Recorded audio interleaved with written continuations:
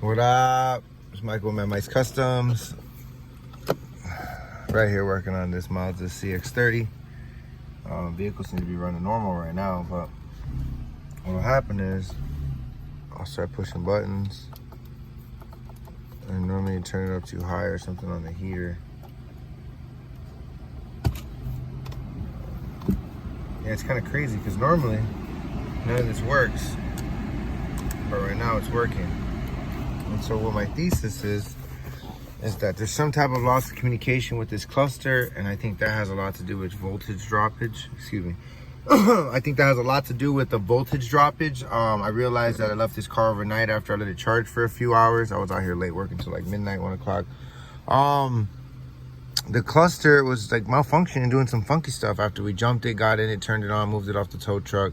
Hadn't really had time to warm up. We're already moving and all that. So like immediately I go to put it in gear, and like I said, the dash will do some funny stuff.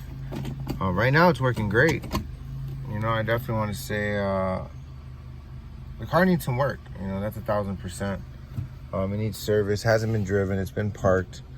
How I was putting the vehicle into gear, I was pushing this thing down. If you check my other video out, you'll see there's a little white clip inside of there. You just push it. It's all spongy. So right now it's going just fine in the gear with my foot on the brake. Always here foot on the brake. Disclaimer, be careful. This customer here is for my customer. Very nice woman. Brought it in again. Like I said, the car was malfunctioning. Car wasn't going into gear. Car wasn't really able to do things. Car kept dying. So the car has a series of problems. It needs maintenance. Needs a battery just to start. This cluster, from what I'm told, there's a new one in the back. I guess right there in that box. I'll take that in now, do the unboxing inside. Probably take a video on that too. I went ahead and just wanted to show y'all. I was hoping I could recall that effect, but of course it's not happening right now, but that's okay. So right now I'm gonna leave this car on. I'm gonna let it run for a few hours because I do need it to work for the time being, and I can't keep jumping it. Gotta go for my jump pack to charge.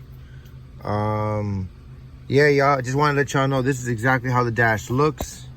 That is the point of this video, to just show that, like, you know, the condition, the way it looks, nothing's broken, right? I gotta take all this apart and to get the cluster out. I also gotta cross-reference some codes and things like that, just to make sure I know where like the body train control module is that controls like the luminance for the lights and things like that, just to make sure. Again, like I said yesterday, this was going haywire. Like, you know, you couldn't control anything. Nothing. These are that's like my gauge, message board. I just wanted to show a couple of things off on the vehicle, kind of give you guys an understanding. Put information, push down on the keypad. Go down to vehicle status monitoring. Engine malfunction.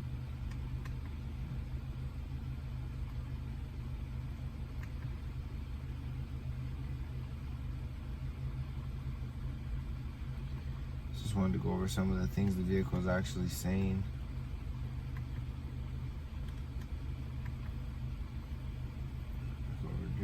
So essentially it needs everything. And then have everything reset.